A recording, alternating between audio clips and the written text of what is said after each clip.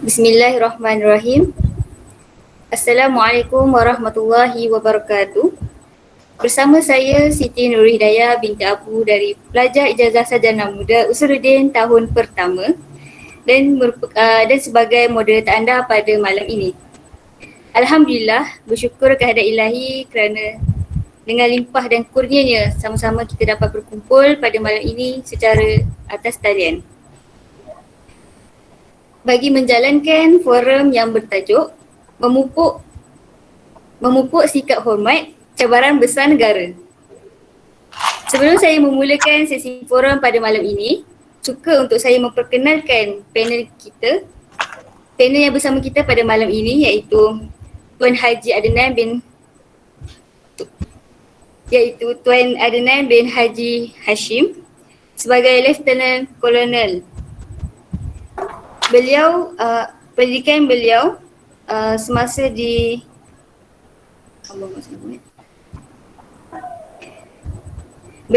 pendidikan beliau pada tahun maafkan saya.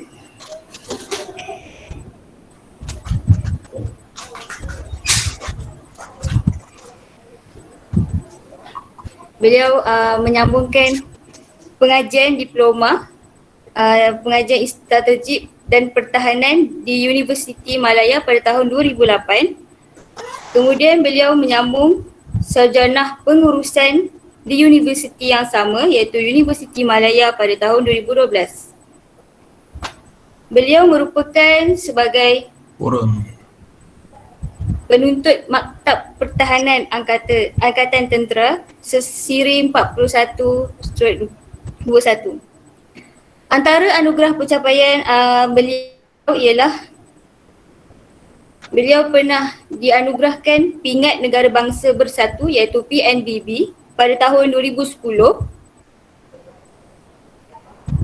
dan Pingat Perkhidmatan Setia PPS pada tahun 2011. Kemudian beliau juga pernah dianugerahkan sebagai Bintang Cemerlang Kedah iaitu KAT pada tahun 2013. Dan juga beliau dianugerahkan sebagai Kesatria Angkatan Tentera Ahli Mahkota Kedah iaitu AMK pada tahun 2017. Apa khabar Tuan?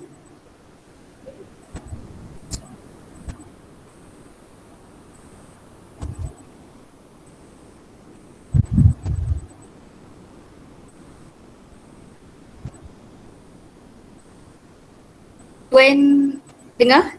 Tuan tak buka mic. Sorry, dapat dengar sekarang? Okay, alright.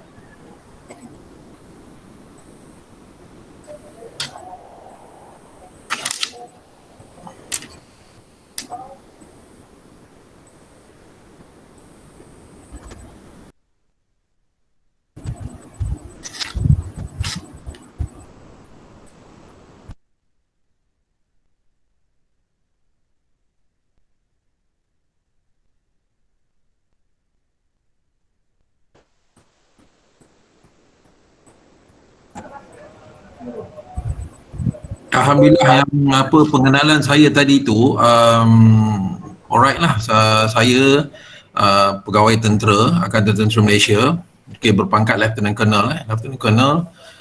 Sekarang ni saya telah menduduki lah pengajian di Maktab Pertahanan Angkatan Tentera dalam bidang pengajian Strategic Studies, yang mana masters yang saya buat ni dengan UKM lah, Universiti Kebangsaan Malaysia.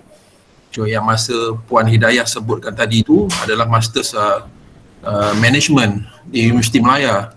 Universiti Malaya saya ada diploma 1 Strategic Studies dengan Master of Management tahun 2012. Sekarang ni saya tengah belajar juga dalam pengajian Strategic Studies, pengajian pertahanan dengan Universiti Kebangsaan Malaysia. InsyaAllah hari Selasa ni saya punya viva saya akan present viva saya untuk kertas kajian pengajian saya, dan insyaAllah lah kalau tak ada arah mintang by 23 hari bulan ni saya tamat lah pengajian saya di Maktab Pertahanan Angkatan Tentera dekat Puspahanas Putrajaya. So habis pengajian ni saya akan kembali bertugas lah macam biasa dengan rank yang saya ada lah, dengan pangkat Lieutenant Colonel saya, penjawatan iaitu Selalunya kalau dekat kalau dekat Kementerian Pertahanan tu, dekat MINDEF tu, dekat markas Angkatan Tentera, ada markas tentera darat pun ada dengan jawatan pegawai staf 1 lah, untuk pengalaman. Saya dah servis selama 31 tahun. Anak saya 9 orang. Yang sulung doktor 26 tahun, Nur Faradilna, dekat Johor. Yang nombor 2 jururawat. Yang nombor 3 dia buat bisnes. Yang nombor 4, nombor 5 dekat Universiti Melaya sekarang ni, seorang accountant, dan seorang lagi sains kimia. Yang nombor 6 masuk askar, dia dah lapor dekat Pusat Latihan Tentera Darat sana tu. Nombor 6, nombor 7 tingkatan 4, nombor 8 lelaki, nombor 9 lelaki juga, baby. Aris Darwis, nombor last ke nombor 9, 1 tahun 8 bulan. Dan saya menetap di Kelang, dan saya ada juga rumah di Seremban. Dan itulah kisah hidup saya. Saya pun alhamdulillah dijemput untuk jadi orang kata apa, untuk menyampaikan sesuatu ilmu lah pada malam ni. Jika tak keberatan lah, dengan pengalaman kerja sebagai pegawai tentera ni dah lama. InsyaAllah lah saya akan sampailah kepada adik-adik ni yang tengah belajar sekarang ni pun. Saya pun ada anak juga yang belajar kat UM, macam-macam kerenah pun, tapi nilai-nilai yang apa kita boleh sampaikan, insyaAllah lah saya akan sampaikan lah apa yang patut. Terima kasih. Terima kasih Tuan.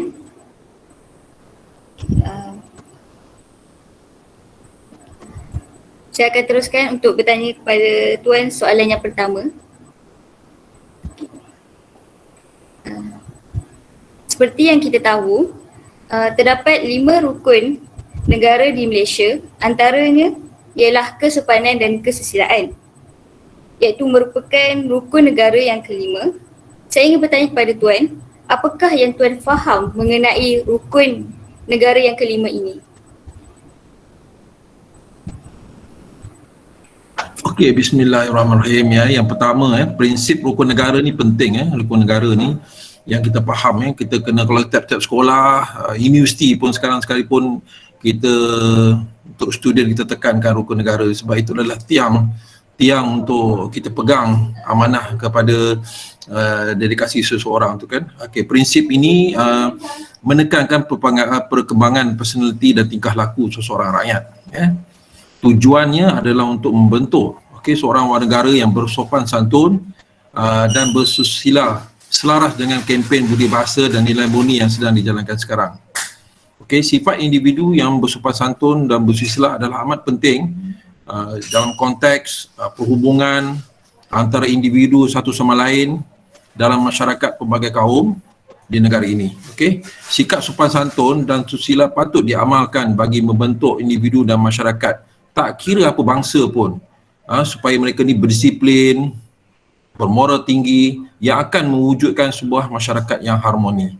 Kalau tak ada moral tinggi, individu ataupun masyarakat tu asyik nak bergaduh dan mementingkan diri sendiri, macam mana kita nak harmoni? Tata susila ini membenci tingkah laku yang angkuh, angkuh, ego, atau menyinggung perasaan seseorang atau sesuatu golongan. Sampai yang kata dia tu lebih bagus pada dia tu, itu yang akan menyebabkan hilangnya orang kata apa, sifat sopan santun dan tata susila tadi tu. Tingkah laku sopan santun juga mengandungi satu darjah kesusilaan yang tinggi dalam kedua-dua kehidupan persendirian ataupun kehidupan keluarga secara bernegara seperti Malaysia. Prinsip ini menjadi panduan supaya perilaku masyarakat sentiasa terpelihara, berkembang sesuai dengan kepribadian bangsa dan nilai-nilai murni. Kita ambil contoh negara-negara yang mempunyai tata susila yang tinggi, yang dia jaga negara dia tak kira apa bangsa pun, dia tetap dia. Contoh dia, kita tengok negara Jepun. Jepun, tengok macam mana dia punya tata susila sopan santun dia tinggi. Bila kita datang je, dia akan tunduk tunduk hormat. Dia tak kira siapa pun, dia akan tunduk hormat. Lepas tu dia jaga bahasa dia. Jepun kalau pergi ke mana, dia takkan harap kita nak masuk negara dia, kita cakap bahasa Inggeris. Dia takkan layan. Begitu juga dengan negara-negara yang sebelah barat juga. Barat pun ada negara-negara yang tinggi tata susila dia, tetapi pada hemas, bukan pada negara punya tingkah laku ya, pada kepribadian penduduk dia tu. Contoh macam negara-negara yang mengamalkan nasionalisme yang tinggi, nasionalisme yang tinggi. Barat kalau Barat kita tengok negara yang nak kata France, tidaklah, France bukan, negara-negara yang sebelah Eastern Europe tu, dia tinggi dia punya tata susila dia. Dia mengamalkan sistem dia tidak ambil kisah orang lain, tapi dia yang penting. Jangan kita, sebab benda ni penting. Macam Korea Selatan pun sama, Korea Selatan, Semenanjung Korea, itu pun mengamalkan prinsip tata susila budi bahasa nilai yang murni. Kita jangan ambil yang kes jenayah, kes perang dan sebagainya, tidak, tetapi ambil sebagai individu-individu masyarakat yang tinggi dalam membentuk sikap sopan santun dan bersusila yang patut diamalkan. Kita ni, Malaysia ni kita boleh buat, tetapi kita perlukan satu pendidikan yang ke arah itu, yang lebih progresif lagi lah. Kita tidak mahu ada macam contoh perbezaan bahasa-bahasa yang terlalu kronik. Contoh macam vernacular school, contoh ada sekolah lagi Cina, sekolah lagi India, tu susah kita nak bentukkan. Tetapi pada saya lah, kepribadian ni, bangsa dan nilai mulia ni kita perlu terapkan lah untuk kita dapatkan satu bangsa yang kita kuat. Sikap egoism, sikap yang mementingkan diri sendiri, masyarakat kita perlu sedarkan, kerajaan perlu ambil tindakan lah. Sekarang ni pun dah terbaik dah dalam keadaan ni. Okay, right. Itu soalan yang pertama. Terima kasih.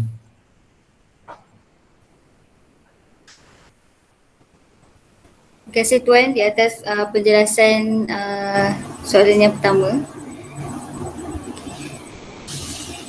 Soalan yang kedua, seperti yang sedia maklum, bahasa Melayu merupakan bahasa kebangsaan kita.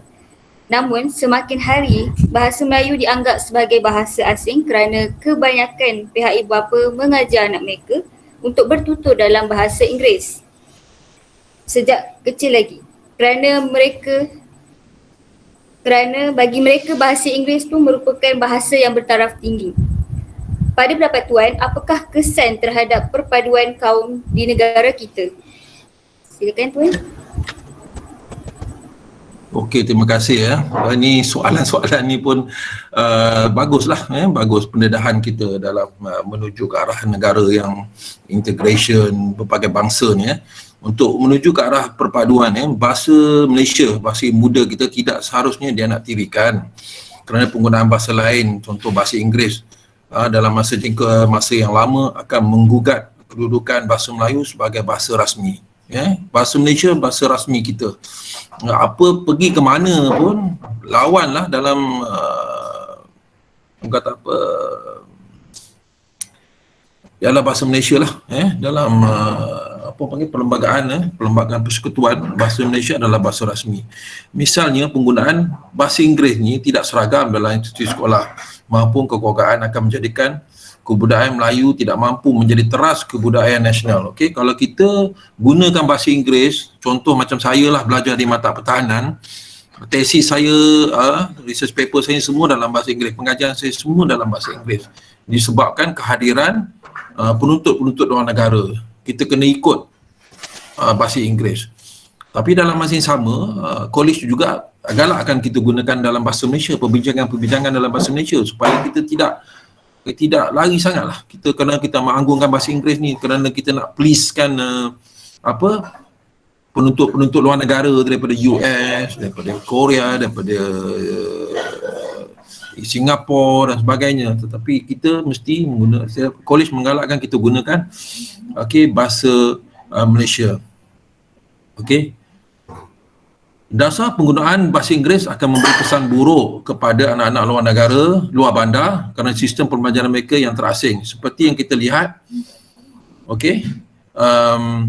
majoriti penggunaan bahasa Inggeris dalam kehidupan seharian hanya tertumpu pada golongan elit dan bangsawan. Golongan-golongan yang duduk dekat yang high rise, kondominium, pergi ke Singapura sikit dah tak boleh nak cakap bahasa Malaysia, cakap bahasa Inggeris dah.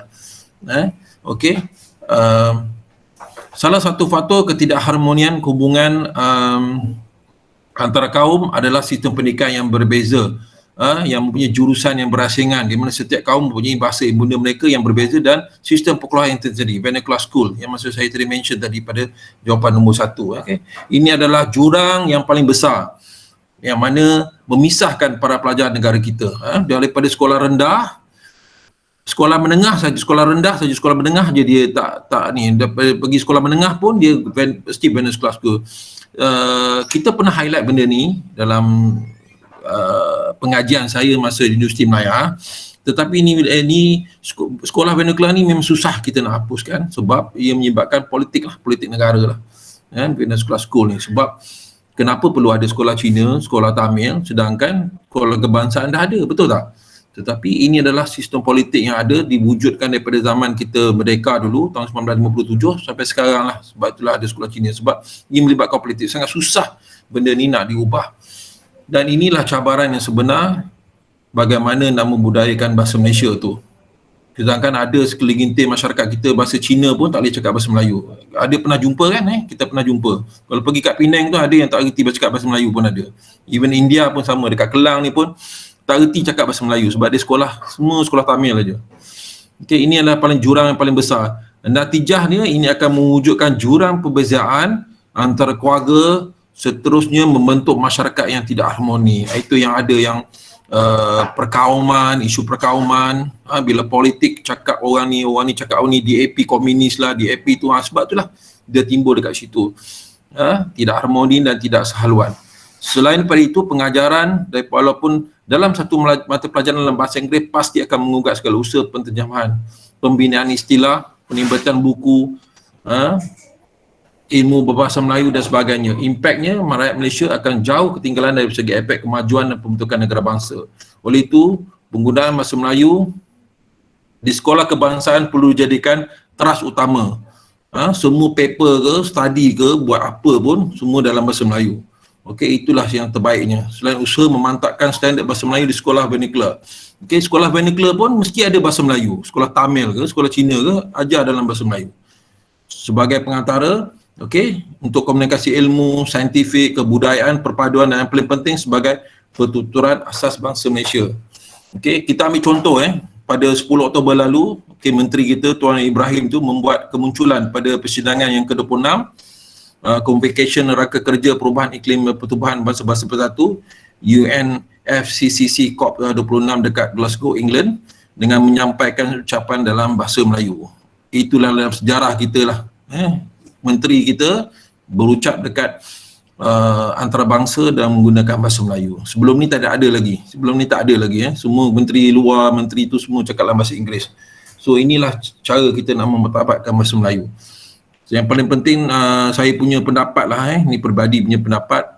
Sekolah vernacular tu kalau kita dapat, kita demolishkan, hapuskan. Biarlah semua rakyat Malaysia pergi ke sekolah kebangsaan daripada darjah 1 sampai darjah 6. Sekolah menengah pun sama, membudayakan bahasa Melayu, bahasa Malaysia itu sendiri. Okey, supaya kita tidak ada perbezaan. Kebudayaan tu yang pertama kita boleh ubah, sebab budaya ni adalah amalan. Kalau amalan tu buat dia akan jadi budaya. Buang sampah keluar tingkap, berhenti kat traffic light buang sampah. Tu amalan, tapi bila lama jadi budaya lah. Budaya masyarakat yang pengotor lah, yang buang sampah melalui tingkap kereta. Contoh yang saya bagi.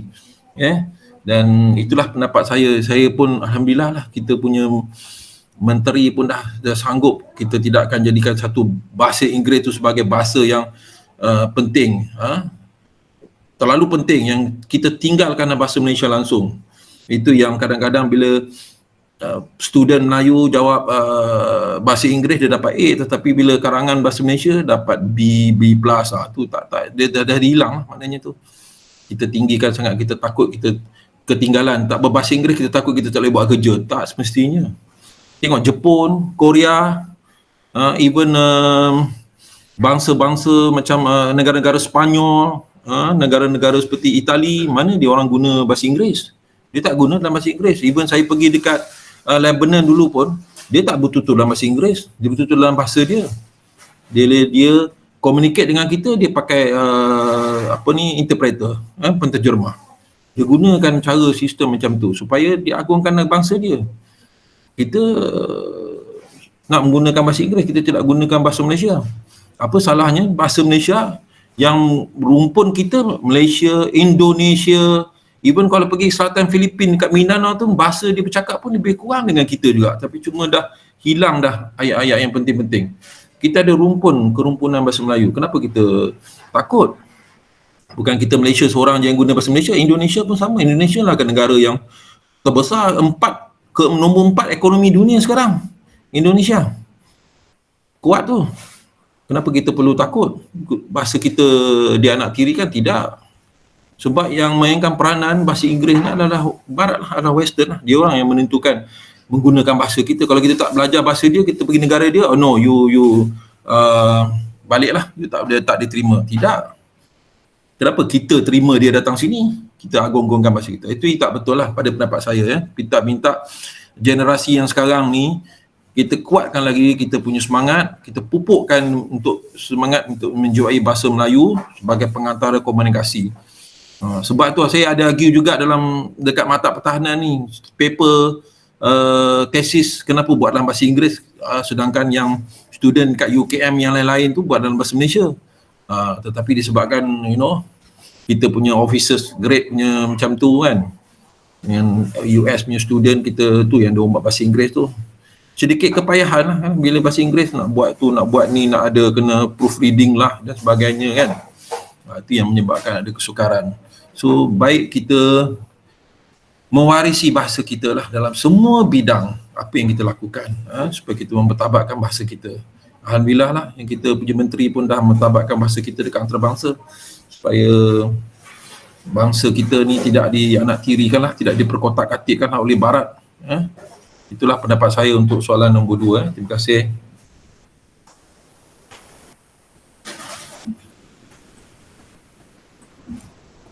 Terima kasih Tuan.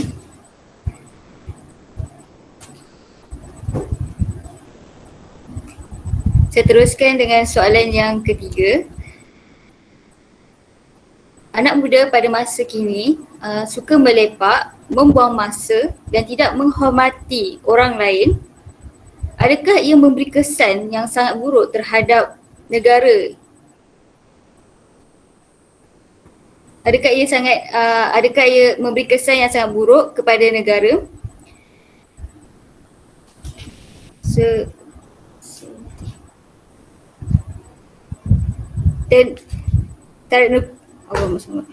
minta maaf, saya ulang balik soalannya. Anak muda pada masa kini suka melepak, membuang masa dan tidak menghormati orang lain. Pada pendapat Tuan, adakah ia memberi kesan yang sangat buruk terhadap rukun negara iaitu kesopanan dan kesusilaan? Berikan pendapat Tuan mengenainya dan apakah sebab-sebabnya? Okey, soalan ni memang good question lah dengan keadaan sekarang ni, anak muda yang masa kini yang suka melepak, buang masa dan tak tahu nak hormati orang tua. Pada zaman saya dulu lain, saya dibesarkan tahun 80-an, 90-an, sekolah menengah saya tahun 90-an. Okey, sekolah rendah saya 80-an. Berbeza zaman tu, zaman mak bapak yang garang, mak bapak yang keras, cara mendidik tu keras lah. Maksud saya keras tu bukan berantu tau. Orang sekarang kata keras tu berantu, tidak. Keras ni maksudnya tegas lah, tegas. Sebab itulah naik ke tahun 2000 ke atas, tahun milenium ni, dia dah jadi berbeza sedikit lah pendidikan tu anak-anak. So tidak dinafikan sikap anak muda masa kini yang sangat berbeza, dan jika hendak dibandingkan dengan zaman anak muda dan zaman dahulu tu tidaklah jauh sangat. Maksud saya tahun 80-an, 70-an. Okey, kebanyakan generasi muda pada zaman kini yang mempunyai sikap sopan santun kurang, seperti melawan orang tua. Dia cakap, mak dia cakap sepatah, dia balasnya 13 patah. Mak dia cakap macam ni, dia pusing cara macam ni. Mak bukan tahu, mak bukan ada reti pakai handphone kan, dia balas macam tu, dan berkata kasar dan suka menyakiti orang lain lah. Justru itu pada pendapat saya, sikap seperti ini semestinya tidak mengikut acuan hala tuju negara seperti yang terkandung dalam Nukar Negara Kelima, iaitu kesopanan dan kesusilaan. Kehidupan yang bersusila, bersopan santun amat penting dalam konteks hubungan etnik, terutama dalam masyarakat berbilang kaum seperti kat negara kita ni lah. Ada India, ada Cina, Melayu, majoriti Melayu.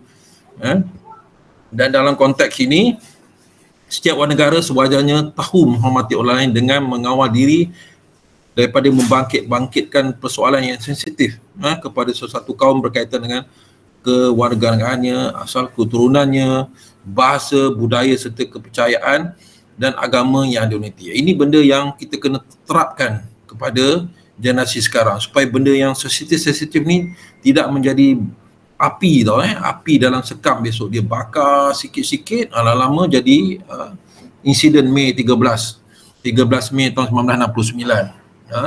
Itu bahaya. Politik pun memegang peranan juga dalam situasi ini. Tidak ada yang tuduh-menuduh, ungkit-mengungkit. Jadi benda-benda ni bila generasi yang kepimpinan yang buat, anak muda akan ikut. Dia akan ikut. Contohnya macam Melaka punya PRN negeri tu lagi. Anak muda menyuarakan pendapat-pendapat yang macam ke arah yang negatif contoh dia. Kita pun risau. Sekarang ni Malaysia kita ni baru lepas COVID, bukan lepas COVID lah, post COVID ni kita dalam keadaan yang tidak stabil ekonomi. Anak muda dalam mencari peluang kerja, ada yang dapat gaji, tak dapat gaji. So sistem negara ke arah post COVID ni dia kena terapkan nilai-nilai yang patutnya pada anak-anak muda. Kita tak risau, adik-adik yang belajar sekarang tak risau tu, yang menganggur sekarang tu apa cerita. Itu sebab kadang-kadang bila stres, post COVID stres, tak ada duit, dia jadi macam-macam lah, mencuri, merompak kan dan sebagainya. Okey, generasi muda pada masa kini sewajarnya menunjukkan rasa hormat kepada orang tua. Orang tua kena hormat, kita kena hormat orang tua kita. Walau macam mana teruk sekalipun kita kena hormat. Sebagai contoh, mereka hendaklah menunjukkan sikap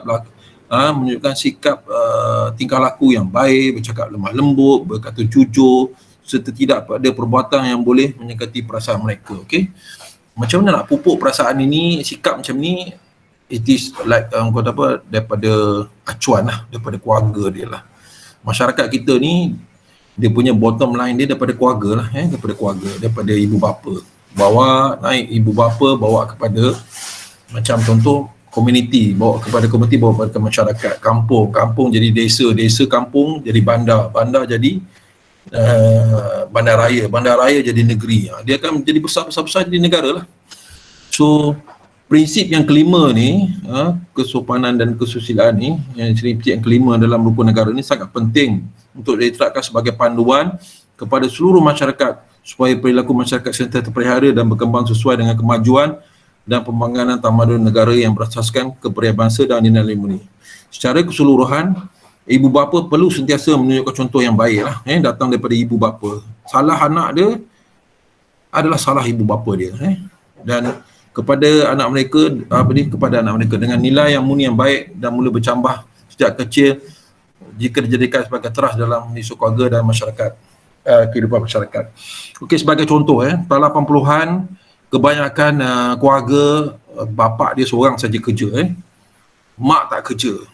Tahun 80-an, once we move kepada 90-an, naik kepada milenium dengan ekonomi yang bertambah pesat, barang harga naik dan sebagainya, kualiti kehidupan yang naik, meningkat harga dan sebagainya. Kebanyakan sekarang adalah ibu bapa dengan isteri bekerja. Ada orang buat survey benda ni, buat kajian, dia cari kehidupan kenapa budak-budak kita, budak-budak muda sekarang terpesong, pergi rempit, dadah, pergi ragut, pergi jadi gangster, pergi jadi scammer. Kerja tak ada tetapi ada duit. Mana tu? Macam cerita tu kan. So bila ibu bapa dua bekerja, nilai-nilai kekeluargaan tu, institusi kekeluargaan tu jadi berpecah. Dia jadi berpecah. So bila berpecah, anak tak ada kasih sayang ibu bapa, anak terbiar dalam keluarga tu, akan menjadi bertambah buruk lah. Dia tidak ada perhatian daripada ibu bapa dia.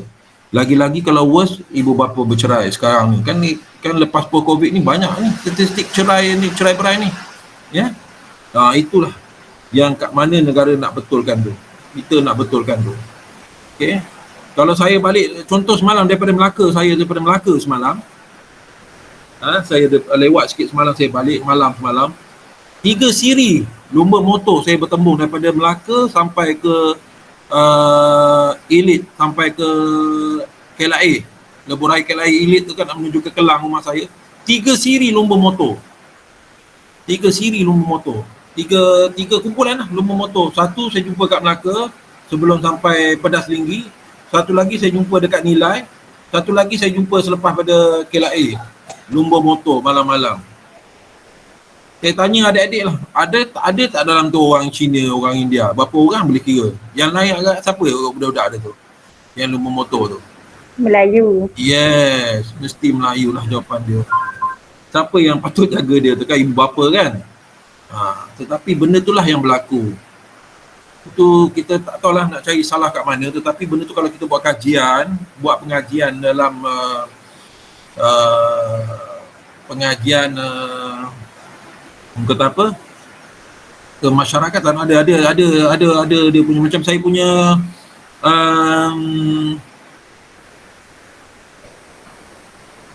apa macam cukup lupa saya dah tetapi pengajian kemasyarakatan tu ada topik yang akan membincangkan perkara-perkara yang masalah masyarakat sekarang ni, budak-budak sekarang ni.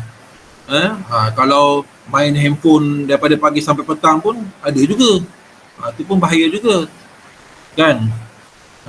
Macam mana nak ubah benda betul. Tapi saya harapkanlah dengan kementerian sekarang ni, Kementerian Pembangunan Wanita dan Masyarakat sekarang ni kan, mintalah diorang ni adakan aktiviti-aktiviti yang macam yang dulu-dulu lah, yang bina semangat, yang apa tu yang kita batalkan yang banyak sangat makan duit tu.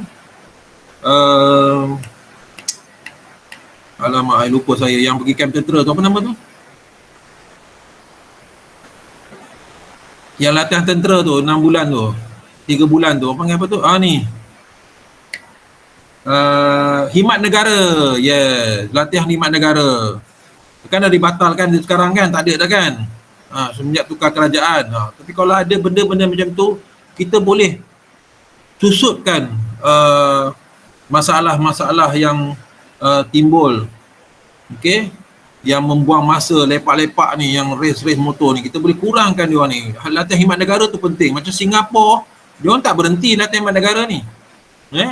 National service, dalam bahasa Inggeris national service, latihan khidmat negara penting betul. Tetapi kita kena buat dengan cara yang betul lah. Setiap orang kena pergi 18 tahun, 19 tahun kena pergi sampai berapa bulan. Lepas tu habis. Dengan syarat semualah melibatkan kaum, tak kira Melayu ke, India ke, Cina. Latihan khidmat negara tu penting. Benda ni nak tak nak kena buat. Pada pendapat saya lah. Sebab saya yang sendiri terima latihan tentera ni daripada tahun 89 saya masuk askar sampai sekarang, saya rasa diri saya teratur lah dengan disiplin tentera kan.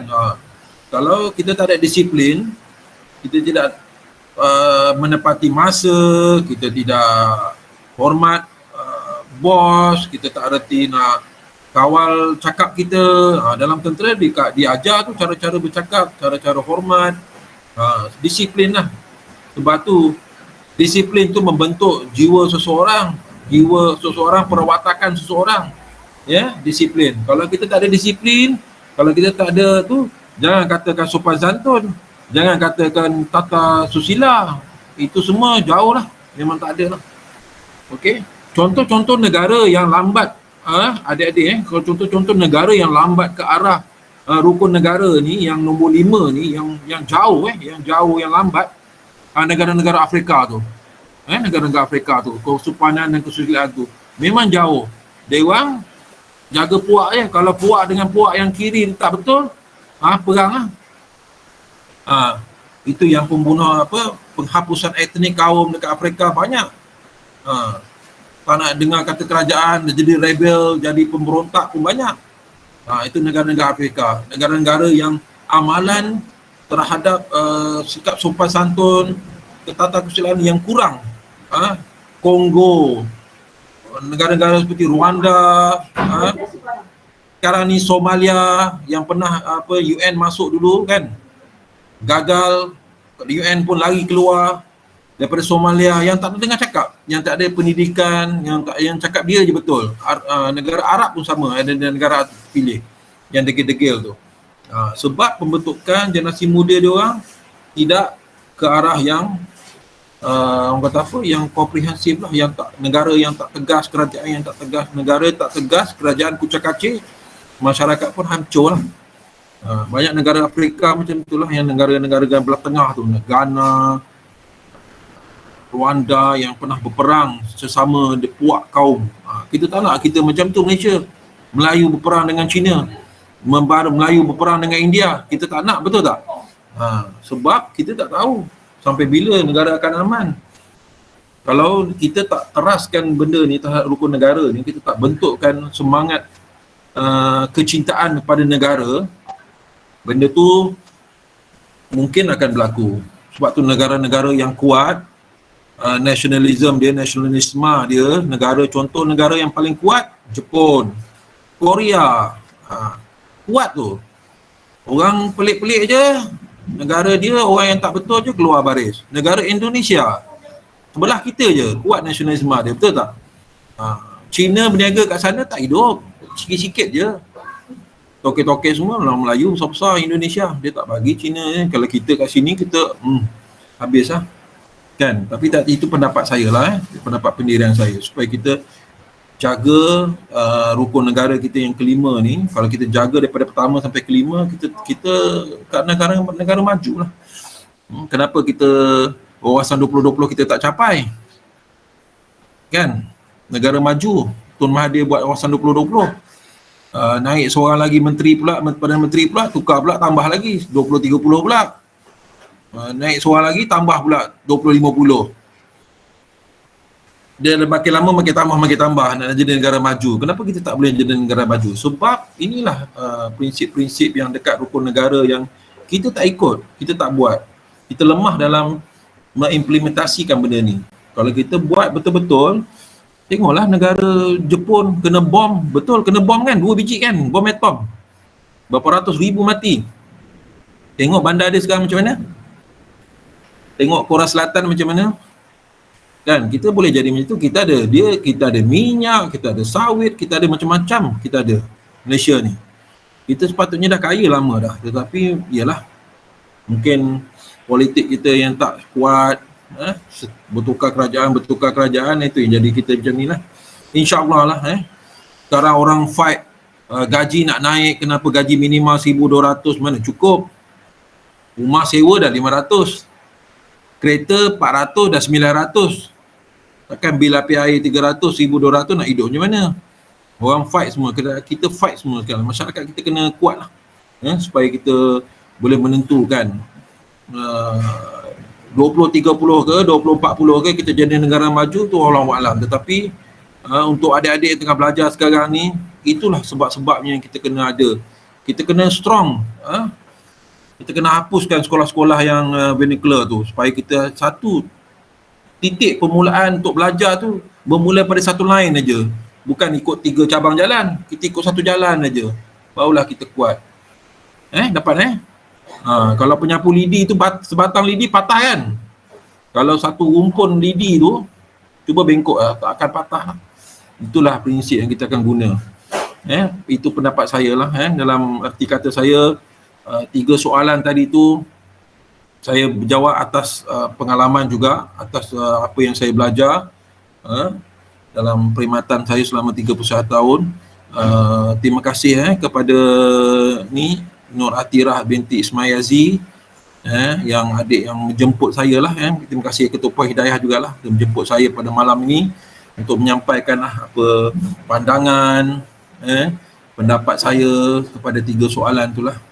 Kalau kita nak strong nationalism kita, nak strong kita punya masyarakat, kita kena bentuk dalam satu susur galul yang satu sahaja. Jangan ada vernacular school, kita kena bentuk. Situ kita boleh tentukan bahasa apa yang kita nak pakai, kita tentukan budaya apa kita nak terap, kita boleh tentukan hala tuju anak-anak muda ni. tidaklah bercabang-cabang bentuk. Bila bercabang-cabang daripada bawah, tiba-tiba nak jadi satu dekat atas, takkan dapatnya lah. Ya? Daripada bawah tu bercabang-cabang dah, A, B, C, D, E, F, G, H, I, J, K sampai L. Ada A, ada B, lepas tu tiba-tiba nak naik atas nak jadi satu. Boleh ke tak boleh? Tak boleh kan. Itu prinsip sungai boleh lah. Tetapi kalau manusia ni, pembentukan manusia pun daripada satu jalan, dapat atas naik, dan dia berpecah lah, pergilah ke mana dia nak pergi. Tetapi satu pendidikan, satu teras, dan satu pemikiran yang sewajarnya lah. Keluarga kita pun macam tu, didikkan daripada satu, baru kita berpecah sampai ke atas. Dia nak jadi doktor ke lepas tu, lepas universiti dia nak jadi doktor ke, dia nak jadi ustazah ke, dia nak jadi apa, ikut dia punya pendidikan lah, yang daripada bawah tadi. Kalau kita berbeza-beza, macam sekarang ni kita buat sekolah Tamil, cakap Melayu tak gerti, sekolah Cina kan penuh aircon, sekolah Melayu pakai kipas lagi, gede-gede. Apa masalah dia tu? Kalau tanya kat menteri, itu sebenarnya itu adalah itu, dia banyak jawapan lah. Tapi itulah yang masalah kita sekarang. Itu pendapat saya lah, sebab saya melalui zaman 80-an, 90-an, daripada ni handphone ni, saya pakai yang smartphone sekarang ni. Dulu saya pakai yang jenis tu, yang Nokia tu, yang 3310 sen. Yang pertama keluar dalam Malaysia ni pun saya pakai juga. Sampai sekarang smartphone ni. Tapi fungsi yang saya pakai pun 3 je. Telefon, WhatsApp, lepas tu baca Google. Itu je lah fungsi saya. Tak erti yang lain-lain dah. Kan? Itulah generasi. Nak memupuk generasi ni, bukan 2 tahun, 3 tahun. Mengubah budaya bukan dalam sehari. Nak ubah budaya, nak ubah generasi bukan dalam sehari. 50 tahun, 1 dekad. 1 abad. Itulah yang Western buat sekarang, yang negara barat-barat buat sekarang, dulu-dulu tu, itulah dia ubah. Kenapa kita tak boleh buat? Kita mesti buat lah. Kalau adik-adik sekarang yang sekarang, saya dah 50 dah umur saya. Saya tak ada masa dah. Saya dah berjaya besarkan anak-anak saya, tinggalkan rumah 2-3 biji, dah cukup. Bye-bye. Kan? Tapi generasi yang akan datang, 20-30 apa cerita? 20-50 Malaysia dekat mana? Takkan 20-50 Malaysia nak jadi negara miskin? Negara yang ditunjuk oleh Singapura macam tu kau buat ni, kita ikut cakap dia. Tak mau kan? Kita apa yang berlaku dekat Arab sekarang, dekat Middle East sekarang, kita jangan jadi macam tu lah. Dekat Syria, dekat Yemen yang kena perang, yang kena hentam, orang Arab sendiri yang hentam, geng sendiri yang hentam, kita tak nak jadi macam tu lah. Dekat rumpun kawasan Asia Tenggara ni.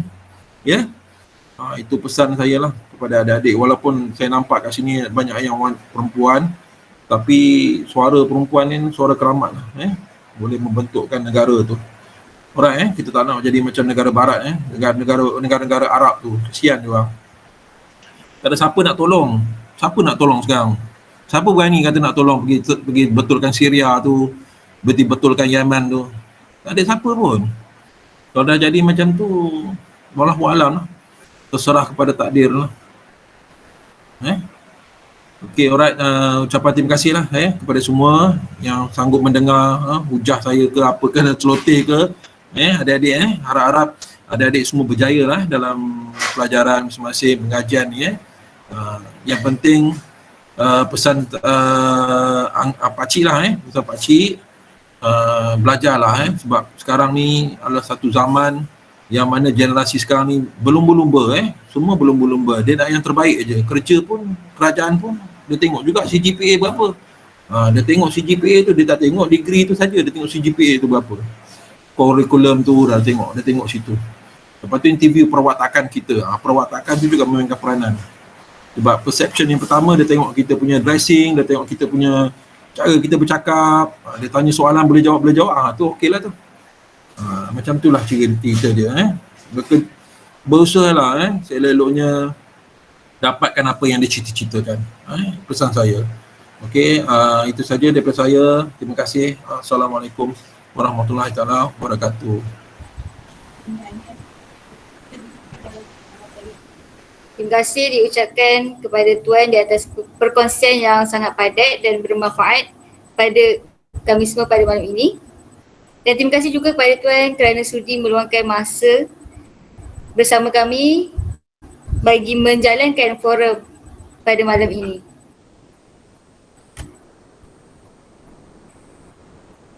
Kesimpulan yang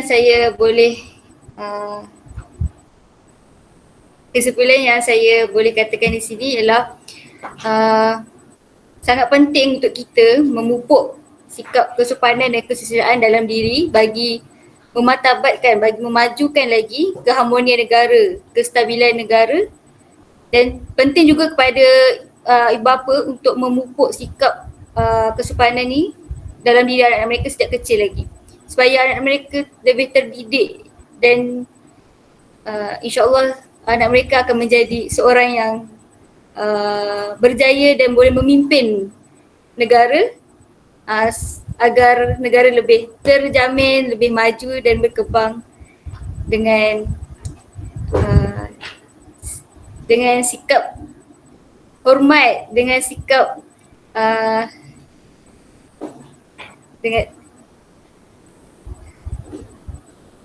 dengan sikap hormat dan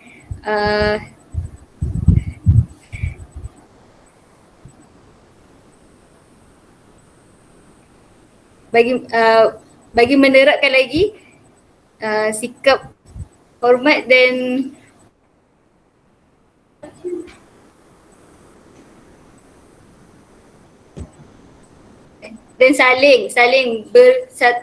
saling bertoleransi atau maafkan saya andai terkasar bahasa, tersilap kata, supaya saya menjadi moderator anda pada malam ini. Terima kasih Tuan kerana di atas perkongsian Tuan pada malam ini. Akhir kalan daripada saya, jaga diri, patuhi SOP, stay safe dan semoga kita semua sentiasa dilindungi Allah SAW dan dijauhkan dari wabak penyakit ini. Wabillahi taufiq wal hidayah. Waalaikumsalam warahmatullahi wabarakatuh. Amin. Assalamualaikum semua. Terima kasih banyak ya. Jumpa lagi. Kalau ada apa-apa tu, insyaAllah lah saya akan ada sentiasalah. Sampai bulan 12 ni saya jadi student, tapi lepas tu saya dah kerja macam biasa lah. Kita salam dekat ni ayah ke abah ni? Isma. Abah, alhamdulillah. Salam. Saya bersama dengan dia, bapa ni, ayah ke abah kepada Nur Artirah tu. Sekali dekat satu Melayu, satu RMD Batalion Istiadat untuk Regimen Askar Melayu lah. Terima kasih adik-adik semua. Pakcik doakanlah semua menemui kejayaan, sihat dan semua. Jaga diri. Covid ni dah ada baru punya Covid ni. Ada baru punya varian ni yang daripada South Africa. Jaga dia elok lah. Jangan kerap keluar sangat. Kita tak tahu, benda tak nampak. Tapi itulah, jaga diri. Saya sudahi dengan wabillahi taufiq hidayah. Assalamualaikum warahmatullahi wabarakatuh. Okey, jumpa lagi. All the best. Assalamualaikum. Terima kasih Tuan. Terima kasih Tuan. Terima kasih Tuan. Sama-sama.